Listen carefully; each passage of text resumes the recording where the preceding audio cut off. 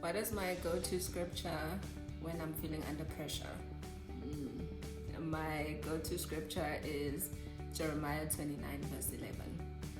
For I know the plans I have for you, declares the Lord. Plans to prosper you, not to harm you.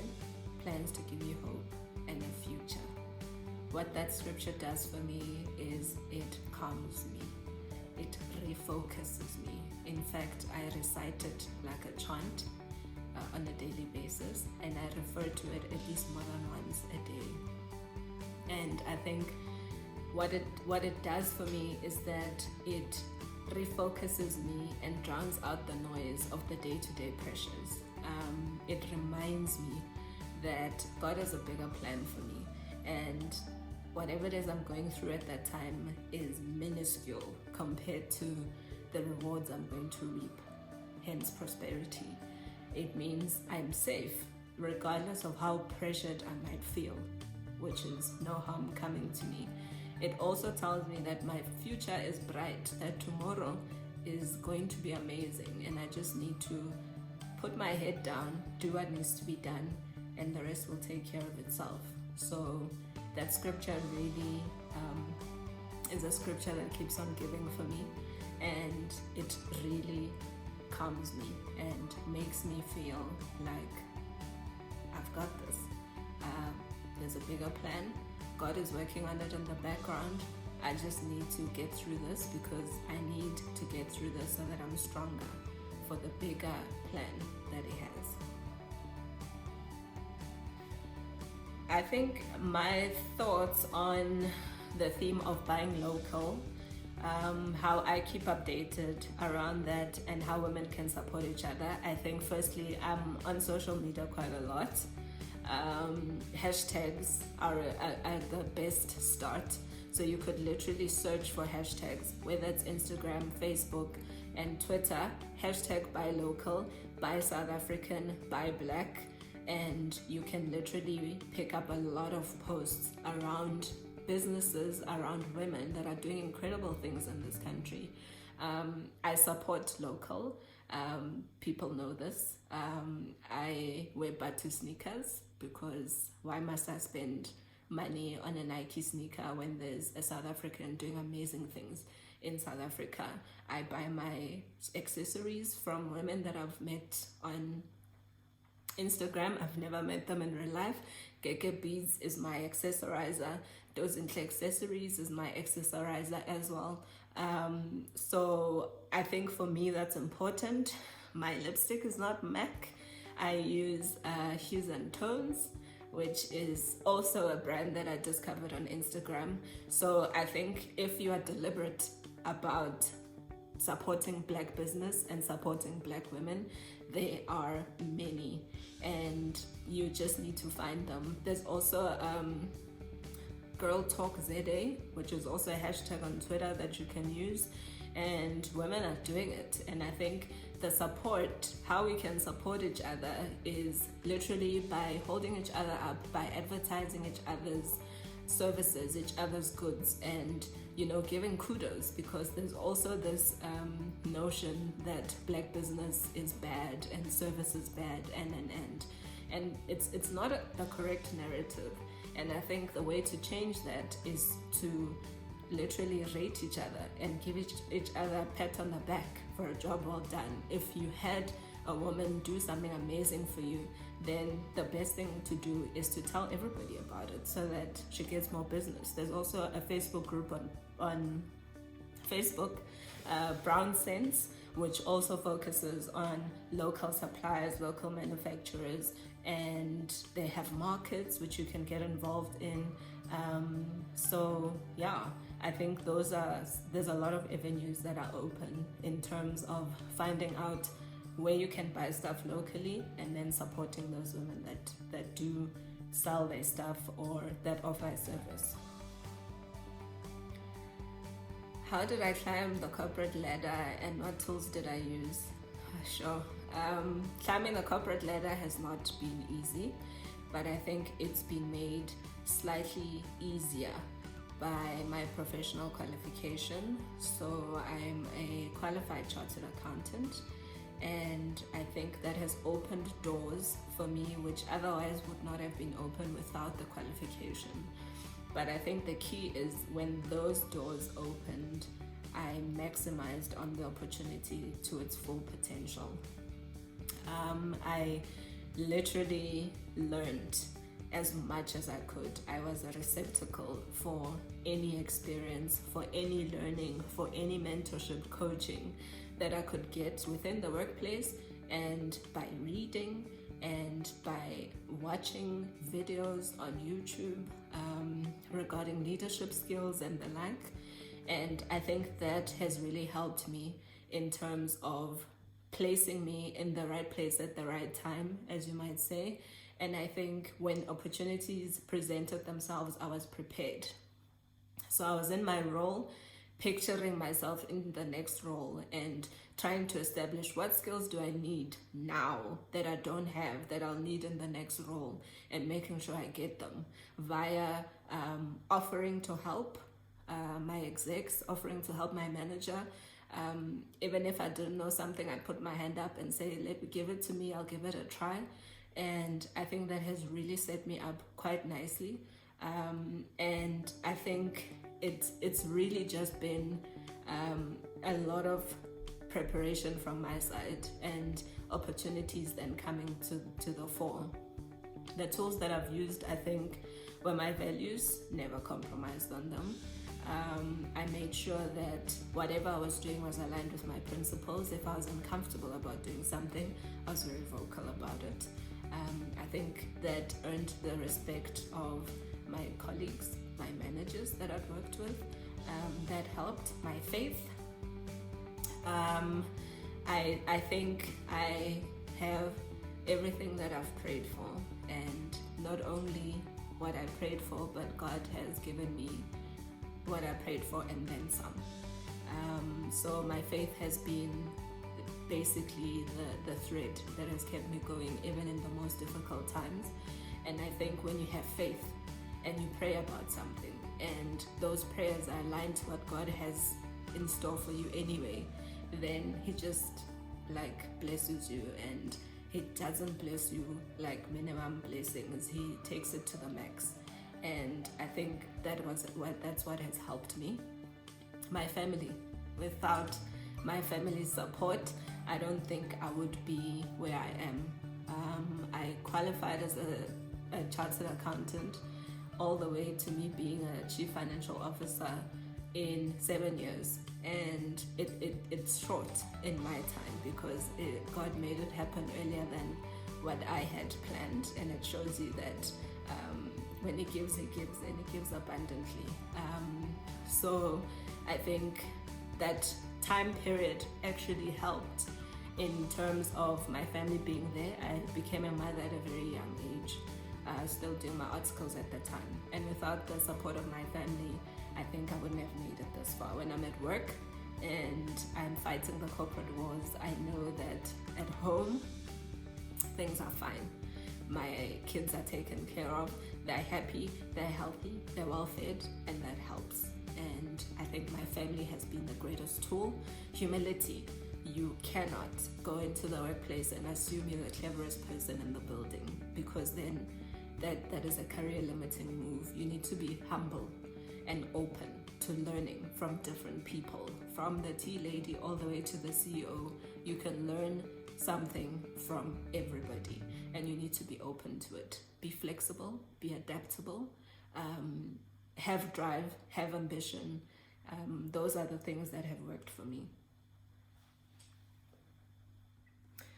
What is my take on black tax? I think by virtue of the word tax, it gives it a negative connotation, which I don't think it should have. There's actually an African proverb that says, "He is a fool who praises the fruit of the tree and forget its roots." And I basically see black tax, as it's coined, like an ecosystem. And it's an ecosystem that exists within our black culture to make sure that the tree doesn't die. So if you are blessed abundantly more than others, you have a responsibility to keep the tree going, because even as the tree grows, not all the fruit that the tree produces is going to be fruit that can be packaged nicely and that can be sold. And the fruit that is then packaged nicely and sold and generates a return, it's up to that fruit to come back and sow back and return and make sure that there are more fruit that get produced from this tree. And so that's my take on it, using the tree as an analogy, that we all have a responsibility towards the tree, which is our legacy. It's about generational wealth, which is another term that gets bandied about. The only way to have generational wealth is to reinvest into the tree as many times as possible. And bearing in mind that yes, there will be sometimes the tree does bear fruit that is not good. It sometimes bears fruit that could have been great, but it's actually not. But sometimes it bears fruit that is just right and it's just perfect in terms of the environment, in terms of making sure that there is reinvestment back into the tree. And so I see it in that way. And I think I've been blessed.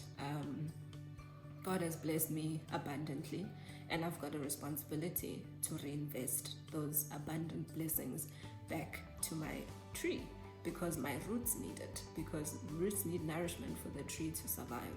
And that's how I see it. I wouldn't be where I am if it wasn't for the support of my family. And it goes beyond monetary things. It goes beyond giving me 2 rand because of whatever.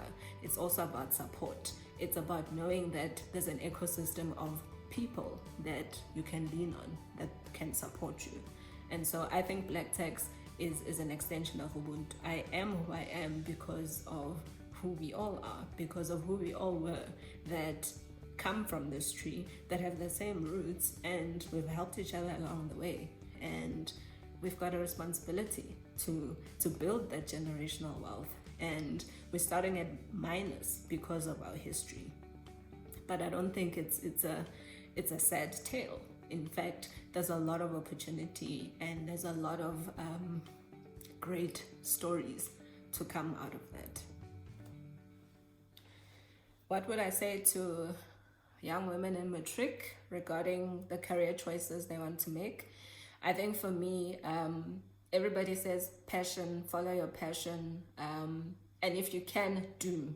And if the passion that you're following is on a formalized sort of professional qualification route, definitely go for it. If you've got a passion for healing and you want to do medicine, definitely. If you've got a passion for numbers and you want to do that, do that. I think what I found with myself was I wanted to be an actress, wanted to do performing arts, and my dad just said, no, you're not going to do that. Go back to the drawing board, find something else to do, because I'm not paying for that. And so I then I literally did research and looked at which skills does the country need and which skills are scarce and which professionals are required that are not there. And that's how I made my choice. So I would suggest that they do their research, and not only from matric, basically from that grade 10, when you make your subject choice, that subject choice must be informed by where you want to go and what you want to do. So look at the world, look at South Africa, see what skills are missing, see what skills are required. If you open classifieds, if you go to Careers 24 and look at jobs, look at the kind of jobs that are advertised a lot. And then I would say go for that. If you do have an artistic flair and you've got a passion for the arts, and it's a saturated market, it's a difficult market to break into, but what I would say is your passion will always find you. My passion for books found me, even in my professional financial world. I'm still contributing a little bit to the arts in my own way. So I would say follow your passion, look at what skills are required in the country, because that will make sure that you are employable. Don't do the sexy degrees because it's sexy. Do degrees that will actually guarantee you a job when you're done, because there's a lot of graduates that are sitting unemployed because of the choice of courses that they did, because there's a saturation in the market for that particular qualification. So that's what I would say. Apply yourself in terms of aligning what is demanded and you being the supply for that particular demand. Who are the women that have made a great impact in my life? Sure. I think over my many years on this earth, I have met phenomenal women. Some have even impacted me without them knowing. Some I have seen, I have interacted with on a social media platform, on a magazine, on TV, without even knowing who they are. And they've served as an inspiration for me. But there are also ones that are closer to home, which would be obviously my mother. My mom is one of the strongest people I know, and she has gone through deep things and she still smiles. And I think for me, it just shows me that, or teaches me even, that whatever it is you're going through, put your faith in God. And that's what she does. She's just like, God's got this. I'm not going to stress about it. And she puts a smile on her face. And that has been a biggest lesson for me to learn in terms of how to deal with disappointment, in terms of how to deal with whatever difficulties that I might face. My grandmother, my patriarchal grandmother, Umamzibi, amazing, phenomenal woman. I think she was a feminist who was born before her time. She got married, didn't change her surname, and it was just like, why must I change my surname? Very powerful woman, who went through single motherhood, trying to raise kids during apartheid must not have been easy. It's not easy raising kids now, so I can imagine then. She has been a great contributor in terms of who I am today. I think I have a network of cousins who have impacted my life in many positive ways. You being one of them, Maria. We grew up talking. We grew up putting out to the universe what we wanted. And it was constant, like annually, whenever we met, we would talk about our dreams and our aspirations. And it actually humbles me how close we got to all the things that we spoke about. And I say close because God gave us even more than that. We couldn't fathom, as we sat there and we were teenagers, how massive the blessings that were coming our way were. And yeah, I think you are definitely one of the women that has had an impact in my life. My other cousin, Mikey, who's like my twin sister, basically, massive impact. She's kept me grounded. Her faith is unwavering, which I love about her. I've got a series of friends, female friends, that have served as my rocks during whatever difficult time I went through. I can't not mention Pumla Maramane, whom I met on social media streets and has become one of my closest friends. She has been my pillar. Precious Nzuza, amazing woman, has been my pillar, is an inspiration to me.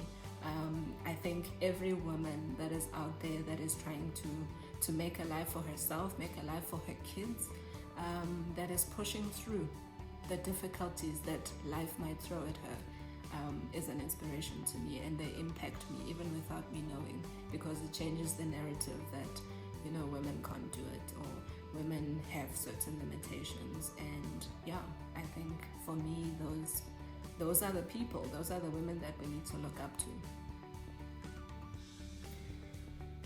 Ooh, it's a difficult one. How do we prepare our girls to know that they're enough? I've got a daughter, she's 5 years old, very confident girl. And I think it starts there. It starts with not putting your daughter down. If she comes and she's wearing 7 different colors, you don't say, why are you wearing 7 different colors? You say, yo, my baby, you look beautiful. You are slaying. You are taking this world by storm. And I think that's what we need to do. Daily affirmations. Affirm your child. Affirm your daughter. Tell her that she deserves everything. I grew up and my dad said to me, you can be whatever you want. And if Coca-Cola is a brand, Thembi, why can't Thembi be a brand? And I think it's that positive messaging that needs to happen, so that when she does grow and goes out into that world and she starts getting a different perspective, and she starts getting different feedback, that grounding that she had from a household will serve her in good stead. She will not sway to the wind. She will be steadfast in her beliefs. So I think doing that, telling your daughter daily that she is enough, and as she grows, doing it in a way that she'll understand, that she will resonate with, is important. I have not yet raised a woman. She's still 5 years old, but that's what I try to do for her, and that's what my mother tried to do for me. Because as much as there might be negativity around who you are and your capabilities and all of that, it's important for that validation of being enough to come from you. Because if you believe it and it's internalized and it's within you, regardless of what anyone else says, it's like, you know what, it's okay. If you don't feel what I'm putting out, then that's okay. Then it means our energies are not aligned. Then let me move on with my life. And I think that's what's important. Self-validation is what is going to make our girls stronger. And the self-validation starts with us. It starts with the language that we use when we talk to them. It starts with the perception that we create as mothers and as their role models in terms of our own self-validation. And you can't, kids don't remember what you say, they remember what you do.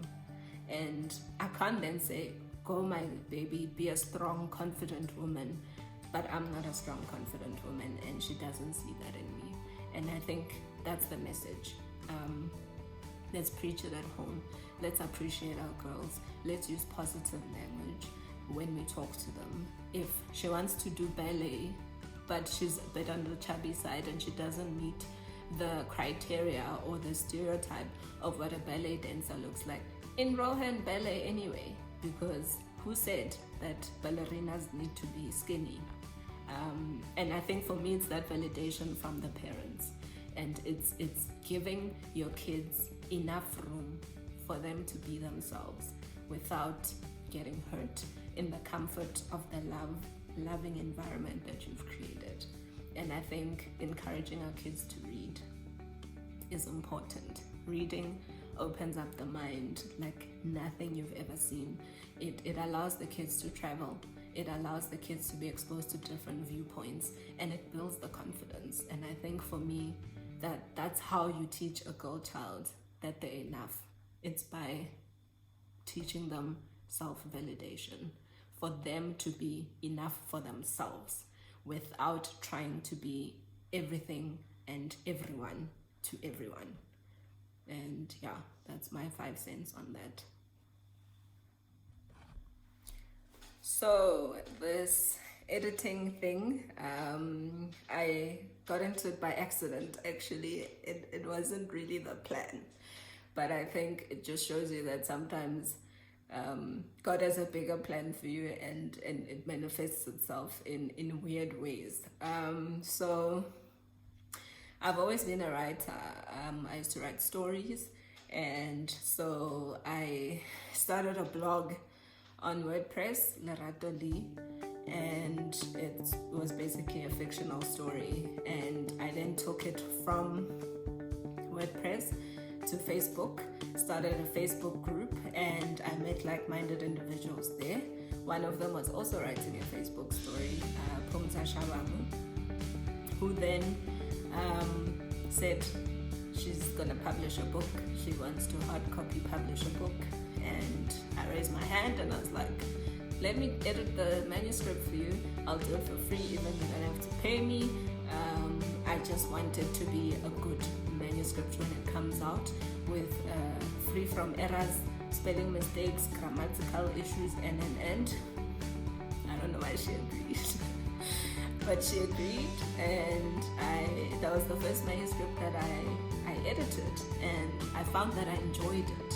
I really enjoyed reading, putting, the correct structures in place in what I'm doing to make sure that it reads the way it's meant to. I think because it was our first project, obviously we got a lot of constructive criticism, which we acknowledged, a lot of good feedback. And so I decided, let me formalize this thing and actually get a certificate for it.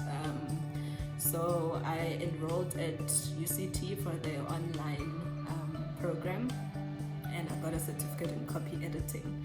It was basically higher grade English from matric, but it was good to really know those concepts. And since then, I have edited 3 published works in addition to the first one. So it was Pulsa's debut novel, including the sequel, and then it was Bokang Marachelo's debut anthology of poetry, including the sequel. I'm currently working with Pulsa on the 3rd book, and I'm working with Bokang on some projects as well. So it's been great. I'm enjoying it. It's something that I'm very passionate about. I've actually discovered how passionate I am to read a book that is well edited. I think it adds to the story and it makes the reading experience that much more richer. So yeah, I'm open. My company is called Mazibuko Media, and you can find me on Twitter, Mamsi_doll, Instagram, Mamsidoll, MAMSIDOLL, and on Facebook, it's Thembi Mazibuko. So I'm planning to do an official launch for Mazibuko Media, so be on the lookout for that.